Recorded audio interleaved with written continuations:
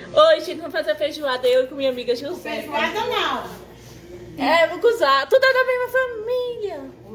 Vou botar tempero. Os temperos. Cheiro É, cheiro verde. Que chique. Cheiro verde. Peraí, deixa eu colocar aqui. Deixa eu colocar o creme. Tem creme de leite. Creme de Que leite. chique. É pra ficar Vai ficar da hora. saboroso. Falta do carne, né? Aí, olha, pra se queimar. Pega aí com o pano. Tem que pegar aí na panela, vai. É só sair essa daqui. Traz a carne aqui. É tipo. Ah, despeja. Despeja dentro. Ui. Despeja dentro. Agora. Chegou a hora da calabresa. Ah, daquela de importante. Aí ficou um pedaço. Você tá ali. Você tá filmando, tu tá No meio. no meio. Feito lá. Feijoada. Ah, mucuzá. Ah, Um chama mucuzá, outro chama pintado. Mas aqui a gente conhece por mucuzá. Ó, tá vendo?